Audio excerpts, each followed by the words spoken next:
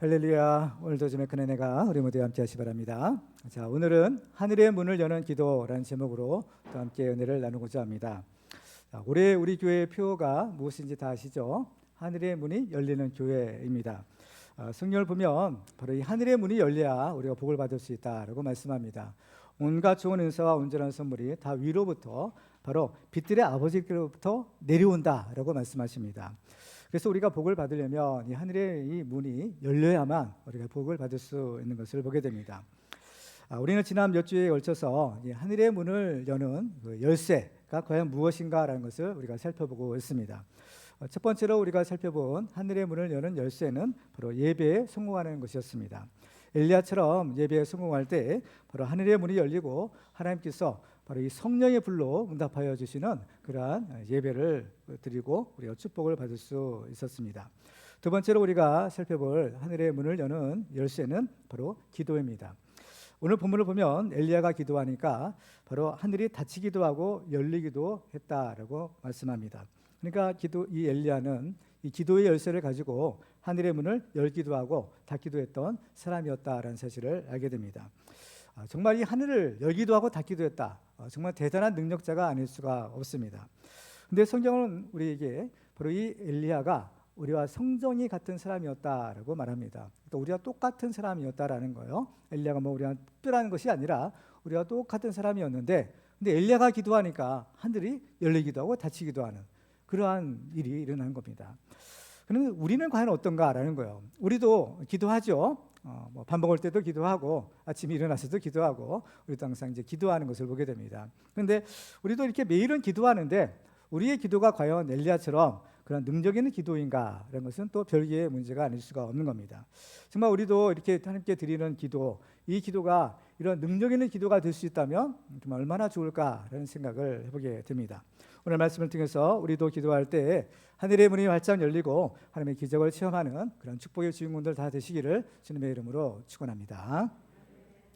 자, 그러면 어떻게 이 하늘의 문을 우리가 열 것인가? 하늘의 문을 여는 그 기도의 열쇠는 과연 무엇인가? 오늘 말씀을 통해서 두 가지 사실에 집중해서 우리가 함께 은혜를 나누고자 합니다. 첫 번째로 우리는 하나님의 말씀을 붙잡고 기도를 해야 된다라는 것입니다. 오늘 본문을 보면 엘리야가 어떻게 기도했는가라는 것을 우리에게 이렇게 소개하고 있습니다. 오늘 보면 17절 말씀을 같이 읽도록 하겠습니다. 시작. 엘리야는 우리와 성정이 같은 사람이로되 그가 비가 오지 않기를 간절히 기도한즉 3년 6개월 동안 땅에 비가 오지 아니하고. 아멘. 엘리야는 기도하는데 한 가지 특징이 있습니다. 그건 무엇인가 하면 바로 하늘에서 비가 내리지 않기를 위해서 기도했다는 거예요. 일반적인 모습과는 전혀 반대의 모습입니다. 사실은 비가 내리는 것은 축복인데 우리 비가 내리지 않기를 위해서 기도했다는 거예요. 보통 우리는 하나님께서 복을 내려달라, 하늘문을 활짝 열어주시고 복을 내려달라라고 기도하는데 엘리야는 그 정반대였다라는 겁니다. 오히려 비가 내리지 않기를 기도한 거예요. 하늘문을 닫아주세요 라고 이렇게 기도하는 것입니다. 그러면 왜 엘리야가 그 하늘문을 닫는 기도를 그렇게 또 간절하게 기도했을까라는 겁니다. 열왕기상 17장에 보면 엘리야가 그렇게 기도하는 장면을 이렇게 기록하는 것을 보게 됩니다. 제가 한번 읽어볼까요? 길앗에 우거하는 자 중에 디셉 사람 엘리야가 아합에게 말하되 내가 섬기는 이스라엘의 하나님 여호와께서 살아계심을 두고 맹세하노니 내 말이 없으면 수년 동안 비도 이슬도 있지 아니하리라 하니라. 이제 엘리야가 이제 백성들 앞에서 야, 내 말이 없으면 이제 앞으로 비가 오지 않을 거다. 그죠? 비는커녕 이슬도 내리지 않을 거다라고 이렇게 담대하게 선언하는 것을 보게 됩니다. 그런데 실제로 이 엘리야의 말처럼 그때부터 이제 3년 반 동안이나 하늘이 닫히고 비가 내리지 않았던 것을 보게 됩니다. 우리는 여기서 엘리야가 말한 말 중에 내 말이 없으면이라는 말에 우리가 좀 주목해 볼 필요가 있는 것입니다. 이 엘리야는 어떤 사람이냐? 선지자이죠. 선지자는 바로 하나님께 말씀을 받아서 그 말씀을 이제 백성들에게 전하는 사람이 이제 선지자인 것입니다. 그래서 이제 선지자들이 대개 하나님의 말씀을 받아서 이 말씀을 선포할 때 보면 하나님께서 나에게 이렇게 말씀하셨다. 주 여호와께서 말씀하시기를, 또 주께서 말씀하시기를 이러한 표현을 써서 하나님의 말씀을 이제 전하는 것을 보게 됩니다. 그런데 이 엘리야는 조금 형식이 다르죠. 하나님께서 이렇게 말씀하셨다가 아니라 내 말이 없으면, 그렇죠? 내 말이 없으면 하늘의 비가 내리지 않을 것이다라고 이제 말하는 것입니다. 그러니까 이것은 지금 자기 말을 하나님 말씀과 이제 거의 이제 동등시하는 그러한 모습을 우리가 볼 수 있는 것입니다. 사실 그렇잖아요. 하늘에서 비를 내리고 안 내리고는 누구의 권한인가요? 하나님의 권한이죠. 이 하나님의 고유한 권한인 겁니다. 그렇죠? 하나님이 바로 하늘의 열쇠를 가지고 계시기 때문에 바로 비를 내리고 안 내리건 하나님의 권한에 속한 것인데, 근데 지금 엘리야는 뭐라고 합니까? 내 말이 없으면이라는 거. 그렇죠? 내 말에 의하여, 그렇죠? 이 하늘이 열리기도 하고 닫히기도 한다라는 것이에요. 그러면 엘리야가 이렇게 정말 자기를 하나님처럼 이렇게 높이는 그런 교만한 그러한 사람인가라는 것이에요. 근데 결코 그렇지 않죠. 그러면 왜 엘리야가 바로 내 말이 없으면이라는 그러한 말을 했을까라는 것입니다. 엘리야가 이렇게 말을 한 것은요, 사실 이전에 이미 하나님의 말씀을 엘리야가 받았기 때문인 겁니다. 무슨 말씀을 받았는가? 성경에는 기록되어 있지 않지만 바로 하나님께서 엘리야에게 앞으로 무슨 일이 일어날 것인가, 바로 하나님께서 하늘문을 닫고 비를 내리지 않겠다라는 그러한 하나님의 말씀을 이미 이 엘리야에게 주셨기 때문인 겁니다. 그렇기 때문에 엘리야는 그 말씀을 받고 바로 이 말씀을 이제 백성들에게 전하는 것입니다. 근데 다만 하나님의 말씀을 전할 때 하나님께서 이렇게 말씀하셨다가 아니라 바로 내 말이 없으면이라고 이렇게 말하는 것을 보게 됩니다. 엘리야가 이렇게 말할 수 있었던 까닭은 무엇이냐면, 엘리야는 하나님께 받은 말씀을 있는 그대로 전하는 하나님의 종이었기 때문인 겁니다. 하나님의 말씀에 뭐 자기의 말을 더하거나 빼는 것이 아니라 하나님의 말씀을 받은 그대로 백성들에게 정직하게 바로 정확하게 전하는 사람이었기 때문에 엘리야의 말은 곧 누구의 말이에요? 하나님의 말씀이다라는 사실인 겁니다. 그렇기 때문에 엘리야는 이렇게 담대하게 내 말이 없으며이라는 그러한 표현을 사용할 수가 없었던 것입니다. 그래서 또 엘리야가 이 하나님의 말씀을 받았을 때 엘리야에게는 내 말이 없으며이라는 말처럼 이러한 하나님의 주시는 권세를 받았구나라는 사실을 우리가 알 수 있는 것입니다. 요한복음 10장에 보면 예수님께서 이런 얘기를 하세요. 성경은 폐하지 못하나니 하나님의 말씀을 받은 사람들을 신이라 하셨거늘이라는 것. 우리가 지금 이 엘리야가 하나님의 말씀을 받아서 이 말씀을 전파하는데 바로 이 신적인 권세, 그 하나님이 주시는 권세를 가지고 바로 내 말이 없으며이라고 담대하게 하나님의 말씀을 전하더라라는 것입니다. 그러니까 이 엘리야의 어떤 모든 삶, 또 엘리야의 어떤 사역이나 특별히 우리가 기도를 살펴보고 있는데 이 엘리야의 기도는 바로 이 하나님의 말씀에 근거한 기도였구나라는 것을 우리는 알 수가 있는 것입니다. 엘리야가 지금 이 하늘의 문이 닫힐 것이다, 비가 내리지 않을 것이다 라고 한 것은 굉장히 중요한 의미가 있는 것입니다. 왜냐하면 지금 이 이스라엘의 문제가 무엇인가라는 것을 지금 엘리야가 정확하게 알았기 때문인 겁니다. 지금 엘리야가 볼 때 이스라엘의 문제는 뭐냐? 직접적으로는 우상을 숭배하는 것이죠. 하나님을 버리고 우상 숭배하고 또 이러한 일들이 이스라엘의 가장 직접적인 문제인 것입니다. 그렇지만 그러한 이스라엘이 이렇게 타락하고 하나님을 배반하고 우상을 섬기는 근본적인 그러한 동기, 근본적인 원인이 있더라라는 겁니다. 그 원인이 뭐냐?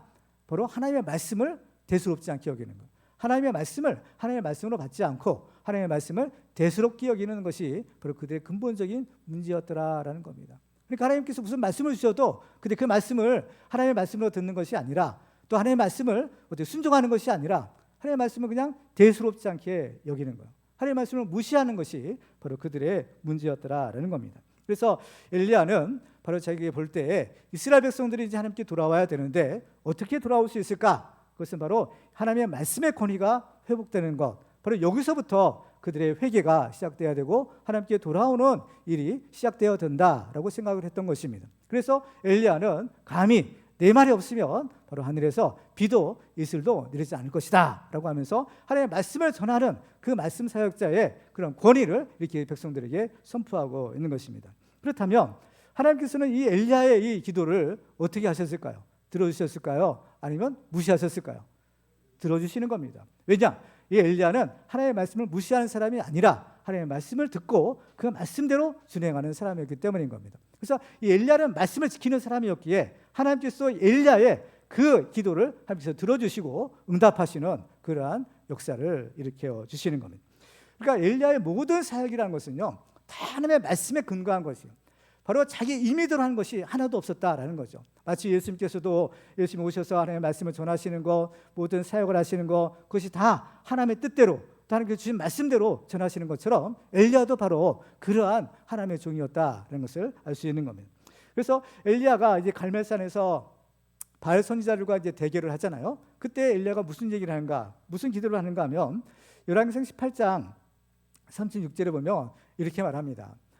같이 한번 읽어볼까요? 시작. 선지자 엘리야가 나아가서 말하되 아브라함과 이삭과 이스라엘의 하나님 여호와여, 주께서 이스라엘 중에서 하나님이신 것과 내가 주의 종인 것과 내가 주의 말씀대로 이 모든 일을 행하는 것을 오늘 알게 하옵소서. 아멘.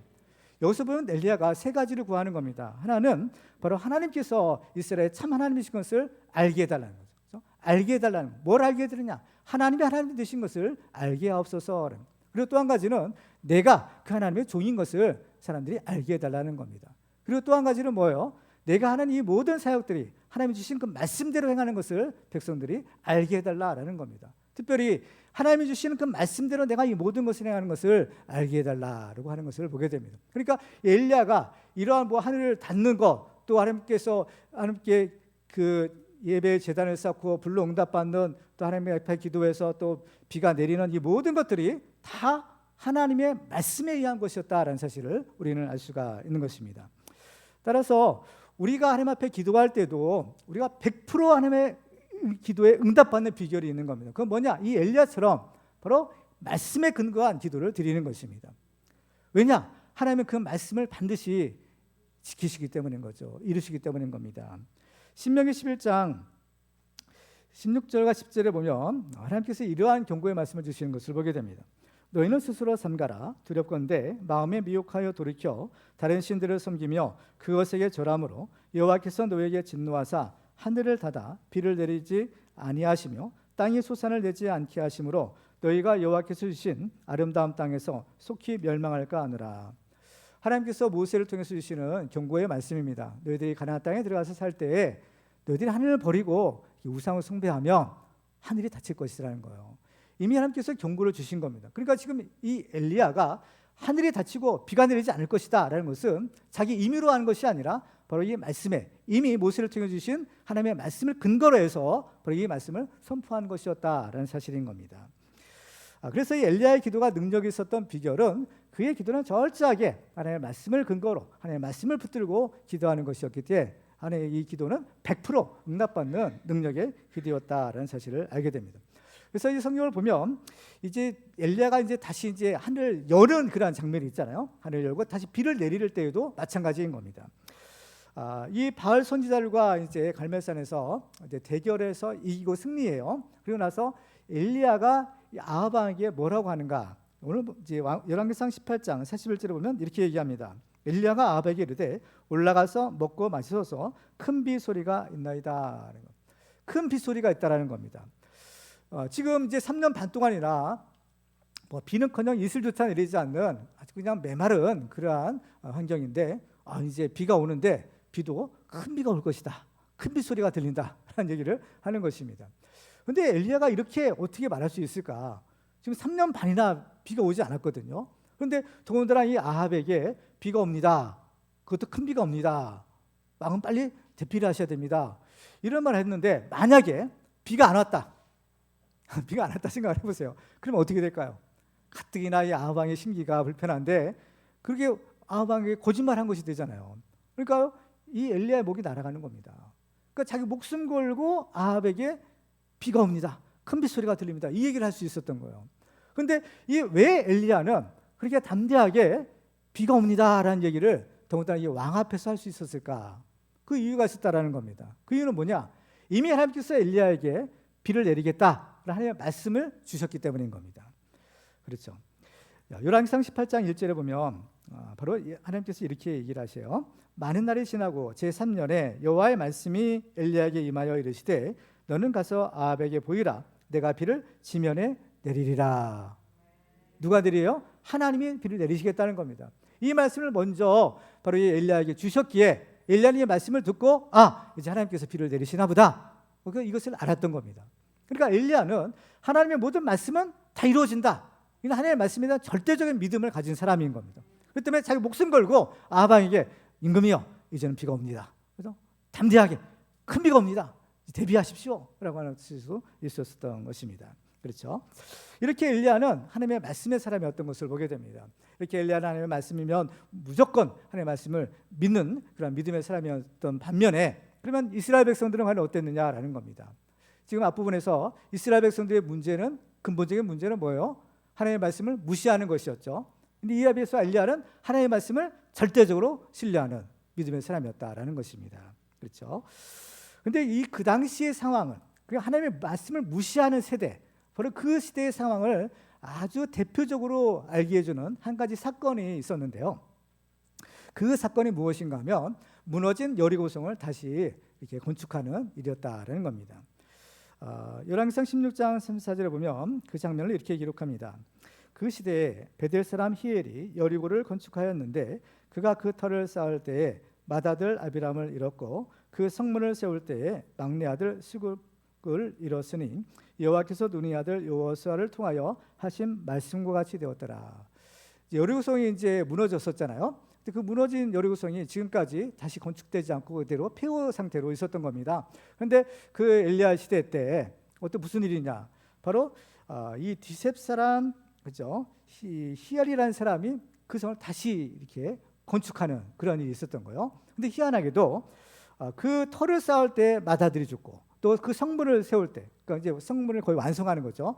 완성할 때 그 말째 아들, 막내 아들을 잃었더라. 두 아들이 이제 죽은 거예요. 근데 이것이 그냥 우연히 된 것이 아니다라는 겁니다.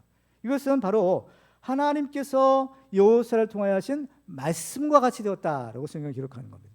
그러면 하나님이 여호수아에게 주신 말씀이 무엇이냐? 여호수아가 이스라엘 백성들에게 경고하는 말씀이 있는 겁니다. 여호수아 6장 26절에 보면 이렇게 기록합니다. 여호수아가 그때에 맹세로 무리를 경계하여 가로되 이 여리고성을 누구든지 일어나서 건축하는 자는 여호와 앞에서 저주를 받을 것이라. 그 기초를 쌓을 때에 장자를 잃을 것이요 문을 세울 때에 계자를 잃으리라 하였더라. 그러니까 이 여호수아가 이러한 그 경고를 주는 겁니다. 그렇죠? 이 경고는 누가 주신 말씀이요? 하나님이 주신 말씀이었다는 겁니다. 그러니까 여호수아 개인의 말이 아니에요. 하나님의 말씀을 선포하는 겁니다. 왜 이 여리고성을 다시 수축하는 것이 유수하는가? 여리고성은 이스라엘 백성들이 가나안 땅에 들어갔을 때 제일 먼저 맞닥뜨린 성인 겁니다. 여리고성은 이 가나안 땅의 모든 죄악의 상징, 하나님을 대적하는 세력의 상징이었던 거예요. 그렇기 때문에 하나님은 그 여리고성을 무너뜨리시죠. 사람의 손으로 아니라 하나님의 능력으로 그 성을 무너뜨리신 겁니다.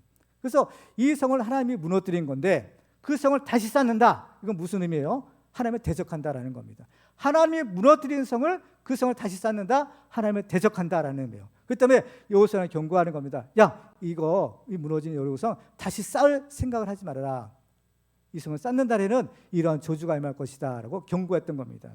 그러니까 지금까지 백성들은요, 그러한 저주의 말이죠, 이것을 어떻게 기억했던 겁니다. 그래서 어떻게 두려운 거예요.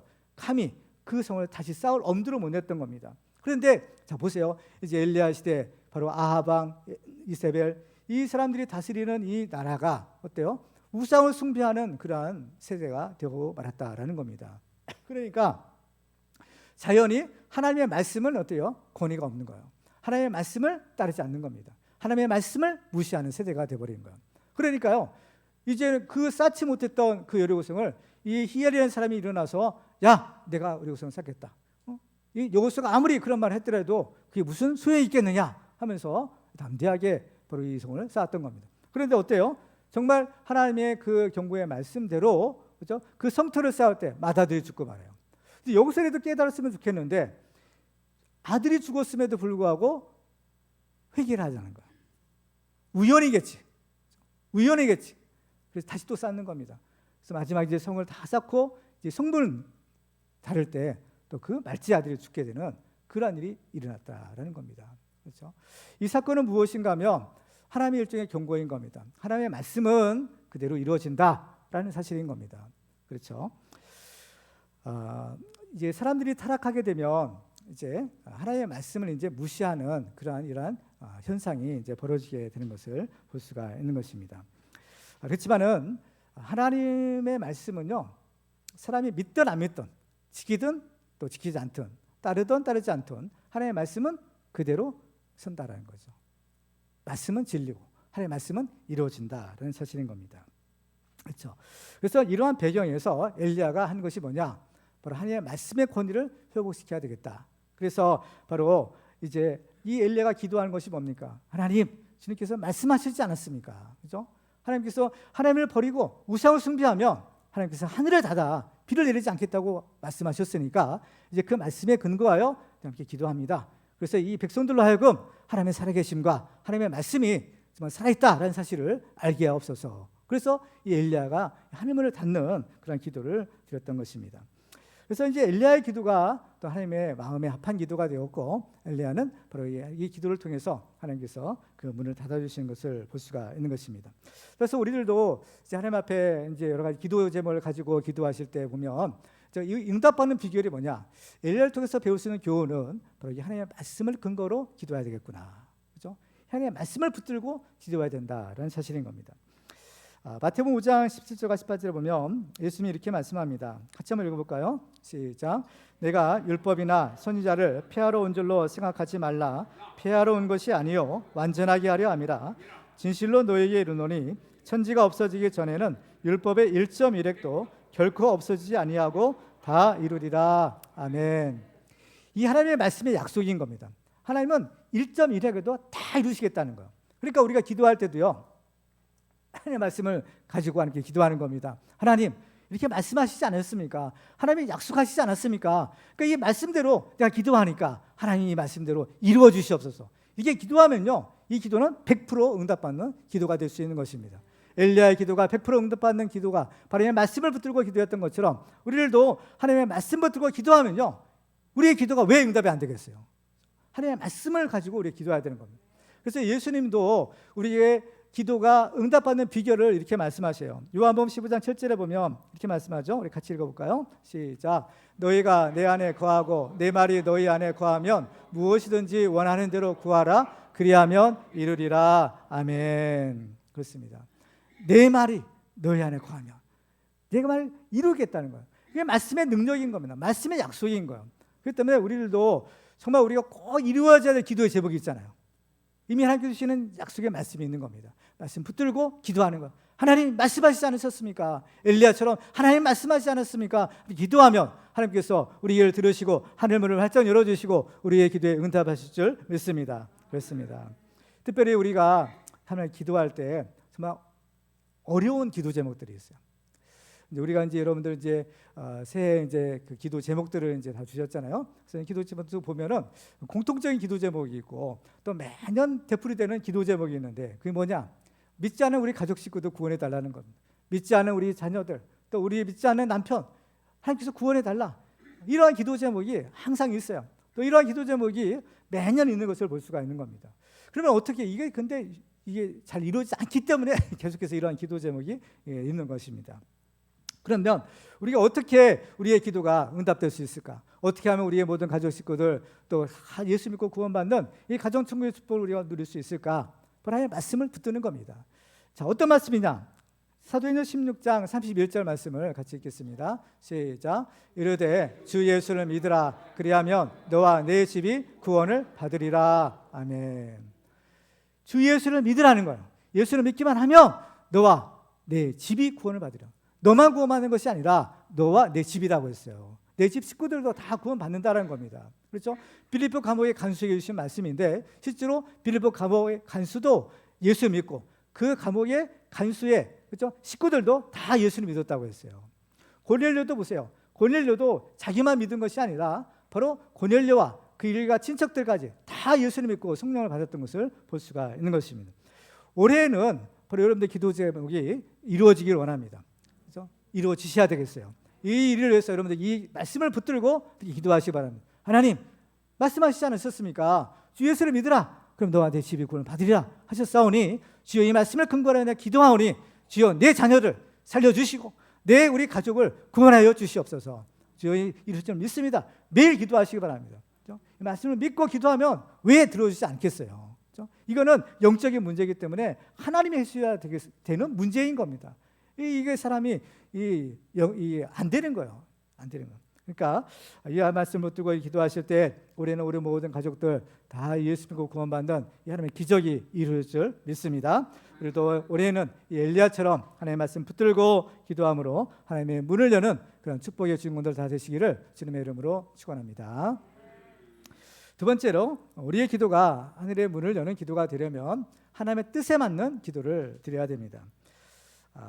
엘리야 시대에 말씀드린 것처럼 하늘 문이 닫히고 3년 반 동안이나 비가 내리지 않는 그런 큰 기근이 일어났던 것을 보게 됩니다. 이렇게 하늘의 문이 닫히게 되면 이제 뭐 비가 내리지 않기 때문에 하나님의 축복이 내리지 않는 거죠. 뭐 경제적으로도 어렵고 또 여러 가지 이제 문제들이 발생하는 것을 볼 수가 있는 것입니다.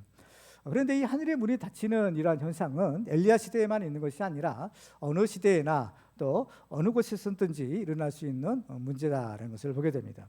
그래서 오늘 본문에 보면 이 야고보가 이제 편지할 때 너희 중에 고난 당하는 자가 있느냐, 또 너희 중에 병든 자가 있느냐라고 이렇게 말하는 것을 보게 됩니다. 고난 당하고 병이 들고 다 이런 현상은 무엇 때문에 생기느냐? 바로 하나님의 이 문이 닫혔기 때문에 바로 이러한 현상이 생기는 것이다라고 볼 수가 있는 것입니다. 만약 우리의 가정이든 또 우리의 사업장이든 이렇게 하늘의 문이 닫혔다라고 생각이 되면 이제 우리는 하늘의 문을 다시 열어야 되는 겁니다. 올해에는 이 닫혀진 하늘의 문을 여는 이런 하나님의 축복과 이 기적의 한 해가 되기를 바랍니다. 그런데 왜 하늘이 닫혔을까? 이것을 우리가 먼저 생각해 볼 필요가 있는 겁니다. 하늘의 문을 여는데 먼저 왜 닫혔느냐? 이 원인을 우리가 파악을 해야 되는 것입니다. 이 기근을 보면 이것은 우연히 생긴 것이 아니라 바로 엘리야의 기도 때문에 바로 직접적으로 이 문이 닫혔던 것을 보게 됩니다. 그러니까 엘리야의 기도에 하나님이 응답하셔서 그 기도를 들으시고 이 하늘문이 닫힌 거예요. 그렇죠? 그렇다면 이 엘리야의 기도는 하나님의 뜻에 맞는 기도였느냐라는 거예요. 어떨까요? 비가 내리지 않기를 기도하는 거예요. 일종의 그렇죠? 사업이 잘 되지 못하도록 기도하는데 축복받지 못하도록 기도하는 것이 과연 하나님의 뜻에 맞는 기도냐 하는 거죠. 만약 제가 여러분들을 위해서 기도하는데 그렇죠? 여러분들의 가정이 잘 되고 사업장이 잘 되기를 위해서 기도하지, 만약에 뭐 사업장이 잘 되지 못해가지고 부도가 나고 망하게 달라고 기도한다는 것은 있을 수가 없는 일이잖아요. 그런데 엘리야는 그런 기도를 한 거예요. 그렇죠? 망하게 기도를 하는 거예요, 일종의. 그렇죠? 근데 그 엘리야의 기도에 하나님이 어떻게 해요? 응답하셨다는 거예요. 엘리야의 기도에 응답하셨다는 것은 엘리야의 기도가 하나님의 뜻에 맞는 기도였다라는 겁니다. 그래서 요한일서 5장 14절에 보시면 그를 향하여 우리가 가진 바 담대함이 이것이니 그의 뜻대로 무엇을 구하면 들으심이라고 했어요. 그의 뜻대로 구하는 기도에 하나님이 들으시고 응답해 주신다고 했는데, 그러면 엘리야의 기도가 하나님의 뜻에 맞는 기도였느냐라는 것입니다. 그렇죠? 결과적으로 보면 맞는 기도였다는 거예요. 왜 그랬을까? 이 엘리야가 하나님의 마음을 품었기 때문인 거예요. 하나님의 마음에 맞는 기도를 했기 때문인 겁니다. 지금 보세요. 그럼 왜 이것이 하나님의 뜻이었느냐라는 겁니다. 지금 하나님께서는 우리를 사랑하셔서 복을 주기를 원하시는 분이신 겁니다. 그런데 문제는 뭐냐? 하나님께서 기껏 복을 주시면 이 복을 가지고 더 잘 하나님을 섬기고 더 열심히 충성되게 일하는 것이 아니라 지금 이스라엘 백성들의 경우를 보면요, 오히려 신앙생활 등한히하고 엉뚱한 우상이나 섬기고 그죠? 이러한 짓을 하는 것이 이스라엘의 모습이었던 겁니다. 그러니까 복을 주면 줄수록 더 죄를 짓게 되는 것이 바로 이 축복의 아이러니요 모순이더라라는 것입니다. 그러니 이에 대한 하나님의 마음이 어떻겠어요? 복을 줄 수도 없고 안 줄 수도 없고 정말 이게 참 하나님의 마음이 참 어렵겠구나라는 생각을 해보게 되는 겁니다. 그런데 우리가 중요한 것은 정말 우리가 이 생에 받는 어떤 우리가 원하는 물질적인 복이라든지 또 이 생에 잘되고 형통한 복보다 더 중요한 복이 있다라는 사실인 겁니다. 그 복이 뭐냐? 바로 우리 영혼이 구원을 얻는 복, 그렇죠? 우리가 생명을 얻는 그 복이다라는 것입니다. 그래서 이 우리가 하나님이 주시는 이 복을 가지고 만약에 그 축복이 합당한 삶을 살지 못하면 하나님께서 베푸시는 은혜가 있어요. 그 은혜가 뭐냐? 축복을 주시는 것이 아니라 그 축복을 거두어 가시는 은혜를 주시더라고요. 이것도 은혜인 거예요. 물론 우리가 잘 살고 돈 많이 버는 것도 하나님의 은혜고 축복이지만 이런 분들 같은 경우는 오히려 하나님께서 그 축복을 거두어 가시는 것이 은혜요, 그 사람에 대한 축복이더라라는 겁니다. 왜냐? 바로 그것을 통해서 깨닫고 하나님께로 돌아올 수 있는 그러한 계기가, 기회가 되기 때문인 것입니다. 그렇죠. 그 때문에 엘리야는요, 항상 이 하나님의 마음, 하나님의 마음을 품고 하나님이라면 어떻게 하실까라는 이러한 삶을 살았던 것을 보게 됩니다. 우리가 예수님 닮은 삶을 살아가는 것이 뭐예요? 예수님이라면 어떨까? 항상 이걸 생각을 하면서 예수님 입장에서 우리가 살아가는 것인데, 엘리야도 마찬가지인 거예요. 엘리야도 하나님의 입장이라면 어떠실까? 하나님께서 이스라엘 백성들을 축복하실까? 아니면 그 축복을 거두어 가실까? 우리가 보니까 그죠? 이것은 이제 하나님께서 축복을 거두어 가시는 것이 이 사람들을 살리는 것이고 이 사람들을 회개하고 이 사람들을 구원하는 일이겠구나라고 이렇게 생각을 했던 것입니다. 말라기서 4장 5절과 6절을 보면 이런 엘리야의 심정에 대해서 이렇게 얘기를 합니다. 보라, 여호와의 크고 두려운 날이 이르기 전에 내가 선지자 엘리야를 너에게 보내리니 그가 아버지의 마음을 자녀에게로 돌이키게 하고 자녀들의 마음을 그들의 아버지에게로 돌이키게 하리라, 라고 말하는 겁니다. 그래서 엘리야는 사람들의 마음을 돌이키는 것, 회개시키고 하나님께 돌아오게 하는 것이 바로 엘리야의 사역이었다라는 것입니다. 그래서 엘리야가 이제 갈멜산에서 하나님께 기도할 때 또 이런 기도를 드리는 것을 보게 됩니다. 열왕기상 18장 30절을 보면 이렇게 기도합니다. 여호와여, 내게 응답하옵소서. 내게 응답하옵소서. 이 백성에게 주 여호와는 하나님이신 것과 주는 그들의 마음을 되돌이키심을 알게 하옵소서. 그들의 마음을 되돌이키시는 분이다. 그들의 마음을 회개시키고 그 하나님께 돌아오게 하시는 분이시다라는 것을 이렇게 기도했던 겁니다. 그러니까 그러면 사람들의 마음을 어떻게 돌이킬까? 사람들의 마음을 돌이키는 것은 굉장히 어려운 겁니다. 그 하나님께서는 그야말로 극단적인 방법을 사용하세요. 이게 뭐냐? 재앙이라는 그러한 수단을 사용하시더라라는 겁니다. 신명기 28장을 보면 그 유명한 축복장이 있잖아요. 하나님을 경외하고 그 말씀에 순종하면 나가도 복 받고 들어가도 복 받고 모든 복을 받는다라고 하시는 겁니다. 근데 그때 이제 복을 받는 장면을 이렇게 기록해요. 신명기 28장 12절에 보면 이렇게 말씀하죠. 같이 읽어볼까요? 시작. 여호와께서 너를 위하여 하늘의 아름다운 보고를 여시사 내 땅의 때를 따라 비를 내리시고 내 손으로 하는 모든 일에 복을 주시리니 내가 많은 민족에게 꾸어질지라도 너는 꾸지 아니할 것이요. 아멘. 하늘의 아름다운 보고를 연다. 보물 창고를 여신다. 이건 하늘 문을 여신다. 하늘 문을 여시고 바로 비를 내리시고 복을 내리신다라고 하시는 거예요. 근데 28장에는 축복의 말씀 약속만 있는 것이 아니라 정반대의 말씀도 있는 겁니다. 하나님을 경외하면 이런 복인데 하나님을 경외하지 않으면 우상 섬기면 어떻게 할 것인가 하는 거예요. 나가도 복을 받지 못하고 들어와도 저주를 받을 것이다. 이 경고하는 거예요. 거기서 보면요. 신명기 28장 23절에 보면 내 머리 위에 하늘은 노시 되고 내 아래의 땅은 철이 될 것이며 여호와께서 비 대신에 티끌과 모래를 내 땅에 내리시리니 그것들이 하늘에서 내 위에 내려 마침내 너를 멸하리라. 축복의 말씀과 동시에 이 경고의 말씀도 있다라는 사실을 우리가 기억해야 될 것입니다. 그러니까 우리는 오늘 말씀을 통해서 우리 자신과 우리 가정을 한번 돌아볼 필요가 있는 것입니다. 혹시나 우리의 가정이나 또 우리의 사업장에 이 하늘문이 닫히고 있는 것은 아닌가라는 것입니다. 하늘마다 꼬이고 또 하늘마다 막힌 것은 아닌가라는 것입니다. 그런데 이것이 또 어떤 사람에게는 하나님의 은혜더라라는 것입니다. 그렇죠? 왜? 깨닫고 하나님께 돌아올 수 있는 그런 계기가 되기 때문이라고 했죠.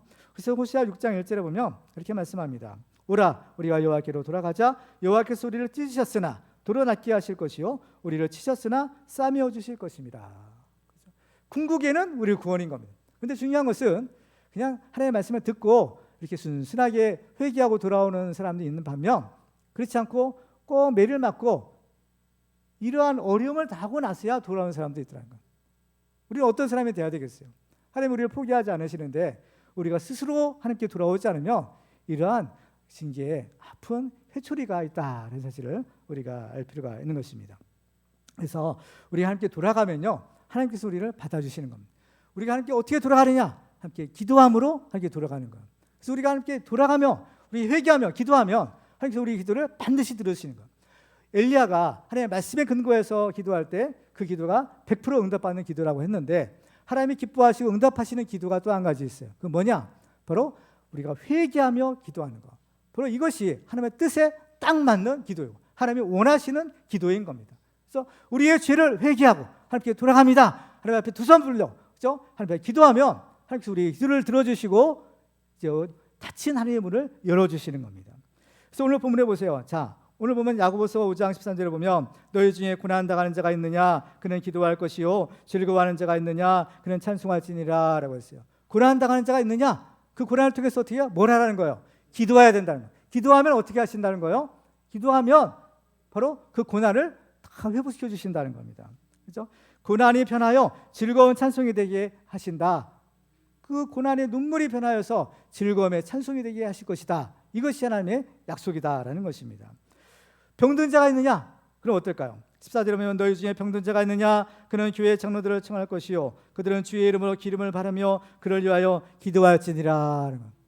한 사람이 안 되면요 여러 사람에게 중보기도 부탁하는 겁니다. 그렇죠? 그러면요 그 역사하는 것이 크다라고 했어요.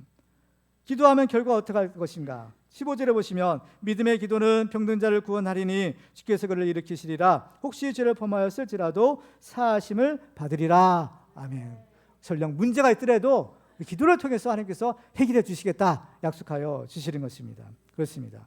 정말 우리가 우리의 잘못을 돌이켜 회개하는 기도는 바로 닫힌 하나님의 문을 바로 다시 여는 그러한 능력의 기도요, 바로 하늘 문을 여는 그러한 그 열쇠와 같은 것이 바로 우리의 기도구나라는 사실을 알 수 있는 겁니다. 그래서 오늘 본 16절에 보면 그러므로 너희 죄를 서로 고백하며 병이 낫기를 위하여 서로 기도하라. 의인의 간구는 역사하는 힘이 큼이니라 라고 말씀하고 있는 것입니다. 그렇습니다. 정말 우리는요, 우리에게 이제 때로는 어려움이 있을 수 있는 겁니다. 정말 하늘이 닫히기도 하고 어떤 어려운 고난과 재앙이 또 임할 수도 있는데, 그러나 이것이 하나님의 뜻이 과연 무엇이냐, 이 속사정을, 그죠? 그 이면에 감춰진 하나님의 본래 의도를 우리가 알 필요가 있는 겁니다. 그 의도가 무엇일까요? 예레미야 29장 11절을 같이 읽도록 하겠습니다. 시작. 여호와의 말씀이니라. 너희를 향한 나의 생각을 내가 아나니 평안이요 재앙이 아니니라. 너에게 미래와 희망을 주는 것이니라. 미래와 희망과 평안을 주는 것이래요. 그래서 결국에는 우리를 구원하시는 것이 하나님의 선하시고 기쁘시고 온전하신 뜻이다라는 겁니다. 그래서 디모데후서 2장에 보면 하나님은 모든 사람의 구원을 받으며 진리하는 데 이르기를 원하시느니라 하시는 겁니다. 그래서 우리가 이 하나님의 뜻대로 기도하고 구할 때 하나님께서는 우리의 기도에 반드시 응답해 주시는 것입니다. 그래서 하나님의 뜻대로 구하는 기도가 능력 있는 기도가 되는 거예요. 기도하면 기적이 일어납니다. 이 사실을 믿으시기 바랍니다. 기도하면 과연 무슨 일이 일어날까? 하나님께서 무슨 기적을 일으키실까? 세 가지 기적을 일으켜 주시는데요. 세 가지 기적. 뭘까? 어떤 기적을 일으켜 주실까? 첫 번째 기적은 우리의 환경이 변하는 기적이랍니다. 우리 앞을 가로막고 있는 여러 가지 장벽들이 있을 수 있는 거예요. 우리가 가야 되는데 우리 앞을 가로막고 있는 이 장벽들을 하나님께서 열어주시는 그러한 은혜와 복을 주시는 겁니다. 예를 들면 이스라엘 백성이 출애굽할 때 하나님이 그들을 어디로 인도하세요? 홍해 바닷길로 인도하시는 거죠. 그들 앞에는 길이 막혔어요. 가로막힌 겁니다. 이 홍해 바다를 건너가야 되는데 약속의 땅 가나안 땅이 거기 있는데 홍해 바다 때문에 못 건너가는 겁니다. 그런데 보세요. 신기한 일이 나잖아요. 자, 우리는 다 죽었구나 할 때 모세가 기도하는 겁니다. 모세가 손을 들어서, 그죠? 지팡이를 앞에 들고, 그죠? 하나님 말씀대로 기도하니까 기적이 일어나는 거예요. 기적이 일어나서 보면 바다가 갈라지는 겁니다. 그래서 이스라엘 백성들이 어때요? 그 바다 속을 마른 땅으로 건너갔다고 했어요. 하나님이 예배하신 길이 있었던 겁니다. 우리는 보이지 않지만 하나님께서 그 바다 속에 예비해 놓으신 구원의 길이 있었던 거예요. 우리가 기도하니까 그 길이 열리는 겁니다. 기도하셔야 되는 겁니다. 기도하면 여러분들 앞길을 가로막고 있는 여러 가지 장애물들이 하나님께서 다 제거해 주시는 거예요. 이 사실을 믿고 기도하고 하나님의 기적을 체험하시길 바랍니다. 또 한 가지 기적이 있어요. 그건 뭐냐? 우리가 변화되는 기적이래요. 우리는 우리 환경이 있고 내가 있는 겁니다. 나는 우리 환경 속에 살고 있어요. 그렇지만 우리의 환경이 변화되는 것보다 사실 더 어렵고 힘든 것이 뭐냐? 내가 변화되는 것이라고 합니다. 그래서 우리가 기도 제목들을 보면 야, 내 남편이 좀 이렇게 변화됐으면 좋겠고, 내 아내가 이렇게 변화되면 좋겠고, 내 자녀들이 이렇게 변화되면 좋겠고, 이런 여러 가지 기도 제목을 가지고 우리가 기도하는데, 그죠? 근데 수년 동안 기도해도 잘 이루어지지 않는 기도들이 또 있을 수 있는 겁니다. 그럴 때는요, 한번 돌아볼 필요가 있어요. 나는 내 남편만 변화되면 될 것 같은데, 그죠? 아내만 변화되면 될 것 같은데, 근데 사실은 아내가 변화되고 남편이 변하는 것보다 내가 사실 변하면 사실 나머지 거는 자동적으로 해결될 수 있다라고 하는 겁니다. 내가 변하면요, 세상이 변하는 거예요. 왜냐하면 모든 세상의 중심은 나에게 있는 겁니다. 세상의 중심이 나예요. 내가 세상인 거예요.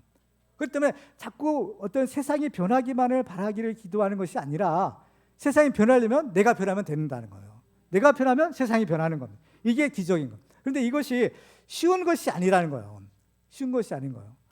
그런데 우리가 기도하면 하나님이 하게 하신다는 거예요. 기도하면 내가 변화될 수 있다는 거예요. 그 증거가 뭐냐? 야곱이 야복강에서 기도하잖아요. 천사가 밤새도록 씨름하면서 기도합니다. 그죠? 기도할 때 야곱이 변화되는 거예요. 천사가 그 환도뼈를 치죠. 또 그 이름을 바꿔주잖아요. 내 이름을 다시는 야곱이라 하지 아니하리니 이는 이스라엘이라. 그죠? 이 야곱이라는 이름은 사기꾼의 이름인 겁니다. 그죠? 패배자의 이름인 거예요. 그런데 하나님이 그 이름을 어때요? 이스라엘이라. 내가 하나님과 사람과 겨루어 이겼노라. 그래서 승리자의 이름을 바꾸어 주신 겁니다. 그 인생을 바꾸어 주시는 겁니다. 이 야곱을 변화시켜 주신 거예요.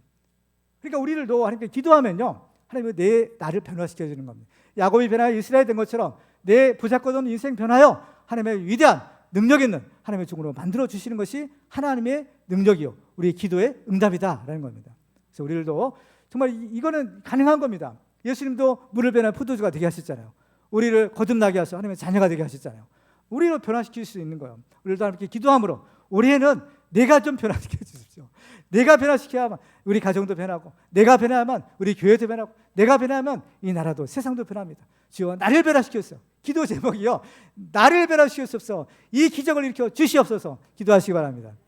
마지막으로 우리가 기도하면 하나님도 변화시킨대요.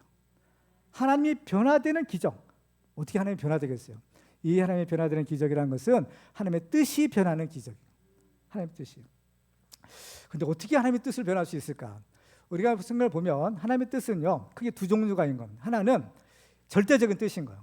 그러니까 이건 무슨 수를 쓰더라도 이건 이 뜻은 불변인 겁니다. 절대로 사람이 힘으로 변할 수 없는 것이 하나님의 뜻인 거예요. 이 뜻이 뭐냐? 바로 우리를 구원하시기 위한, 또 우리를 축복하시기 위한 그런 선하신 뜻이 있는 거죠. 근데 이 뜻은요 아무리 우리가 기도해서 변화시켜 주려도 안 되는 거예요. 예를 들면 우리가 어떤 사람을 미워해가지고 하나님 저 사람을 좀 따끔하게 혼 좀 내주세요. 내 원수를 좀 갚아주세요. 이렇게 기도해도 그 기도가 응답이 되나요? 그건 아니에요. 원수가 하는 것은 나한테 맡기라고 했기 때문에 이런 기도는 들어지지 않는 거예요. 하나님의 뜻대로 구하지 않는 기도는 예수님이 구해도 안 되는 겁니다. 이건. 그러니까 우리가 하나님의 뜻대로 구해야 되는 거예요. 예수님도 기도하시잖아요. 겟세마네 동산에서 기도하실 때 보면 세 번 기도하시잖아요. 첫 번째 기도할 때는 무슨 기도예요? 할만하시거든 이 잔을 내게서 옮겨주옵소서라는 거예요. 근데 그 기도가 응답이 되나요? 안 돼요. 예수님이 그 땀방울이 핏방울이 될 때까지 간절하게 기도하셔도 돼요? 안 되는 겁니다. 아들이 기도하셔도 하나님은 안 되는 거예요. 하나님의 뜻에 맞지 않으면 천하의 예수님의 기도라도 안 되는 겁니다. 이건 안 되는 거예요. 왜? 하나님께서는 예수님이 십자가를 지시하면 우리를 구원할 수 있기 때문에. 왜 하나님이 그 예수님의 기도를 안 들어주고 싶었겠어요? 그런데 예수님이 십자가를 지어야 된다는 거예요. 이게 하나님의 뜻이라는 거예요. 그래야만 우리를 구원할 수 있다는 거죠. 그래서 예수님이 기도 바꾸시잖아요. 두 번째, 세 번째 기도는 주여 내 원대로 마옵시고 아버지의 원대로 되기를 원하나이다. 그럴 때 어때요? 천사가 나타나서 예수님을 도왔다고 했어요. 이 하나님의 뜻대로 구하는 기도는요 즉시 응답되는 기도인 겁니다. 그렇죠? 그렇습니다. 그런데 또한 이러한 것은 우리가 아무리 기도해도 이제 바꿀 수 없는 것이지만 바꿀 수 있는 하나님의 뜻이 있다라는 거예요. 그게 뭐냐? 우리 사람을 살리고 구원하는 일, 바로 이것에는 하나님의 뜻을 우리가 바꿀 수 있다는 거예요. 무엇을 통해서요? 우리 기도를 통해서 바꿀 수 있다는 거예요.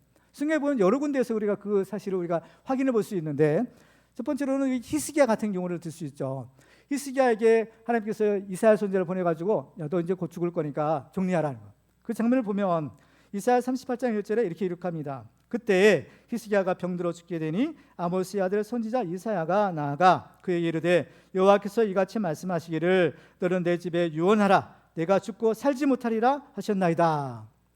이사야 선지자는 참 선지자죠. 대선지자인 겁니다. 이 선지자가 하나님의 말씀을 전하면 이 말씀이 그대로 되겠어요, 안 되겠어요? 되는 겁니다. 하나님께서는 이미 히스기야, 야, 너 이제 그만 살아. 너 수명이 다 됐다. 이제 너 이제 와라는 겁니다. 그래서 선지자를 통해서 미리 예고해 주시고 어때요? 정리하라는 겁니다. 잘 정리해서 이제 와라는 거죠. 그런데 히스기야가 이 말을 듣고 나서 어떻게 했어요? 아멘 할렐루야 기다렸습니다. 그래서 내가 하나님 앞에 가고 싶습니다. 이렇게 하는 것이 아니었어요. 히스기야는 어땠어요?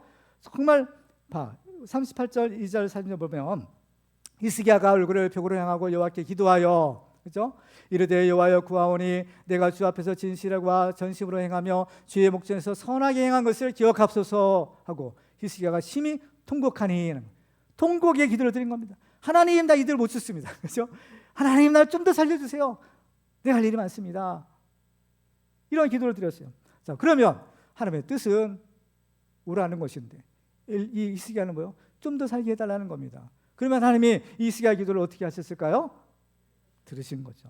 이사야 38장 4절 이하에 보면 이렇게 말씀합니다. 이에 여호와의 말씀이 이사야에게 임하여 이르시되 너는 가서 이스야에게 이르기를 내 조상 다윗의 하나님 여호와께서 이같이 말씀하시기를 내가 내 기도를 들었고 내 눈물을 보았노라. 내가 내 수 안에 15년을 더하고 너와 이 성을 아수르 왕의 손에서 건져내겠고 또 내가 또 이 성을 부활이라. 자, 하나님의 지금 메시지가 지금 달라진 거예요. 앞부분에서는 어때요? 너 죽는다. 정리하라는 거예요. 지금은 어때요? 히스기야 기도하니까 기도 들으시고 야, 살려줄게. 15년 더 살게 해줄게. 아수르의 군대에서도 건져줄게. 이 하나님의 기도가 하나님의 말씀이 바뀐 거예요. 말씀이 바뀐 겁니다.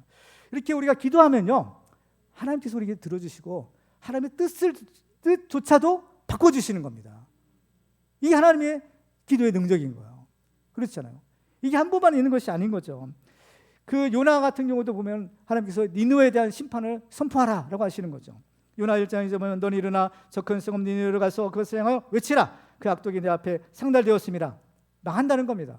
근데 망하기 전에 한번 경고를 해줘. 요나를 보내시는 거예요. 어쨌든 간 요나가 우여곡절 끝에 결국 니느웨에서 해가지고 그냥 열심히 전한 것도 아니에요. 그냥 길에 가면서 야, 이 성이 곧 무너진다. 하나님이 무너진다고 하셨다. 이렇게 하면서 쭉 가는데 기적이 일어나는 거예요. 뭐냐? 신기하게도 그 요나의 말을 들은 니느웨 사람들이 다 금식하며 회개하고 이런 일이 벌어지는 거예요.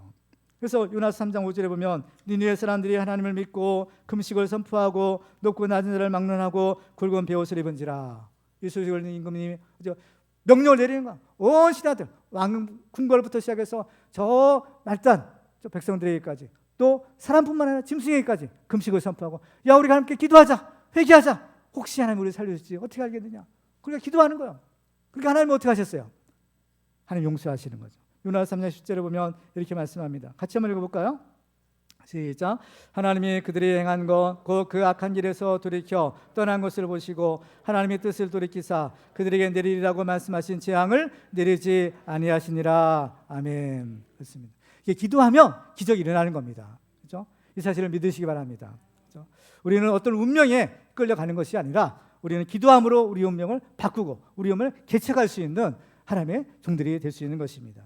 혹시나 여러분들 가운데 이것만은 안 된다, 그렇죠? 이것만은 할 수 없다라고 생각되는 것이 있나요? 이건 안 될 거야. 그렇지 않은 겁니다. 하나님은 다 하실 수 있는 거예요. 그렇죠? 우리는 기도할 때 중요한 사실은 이 전능하신 하나님에 대한 믿음을 가지고 기도하는 거예요.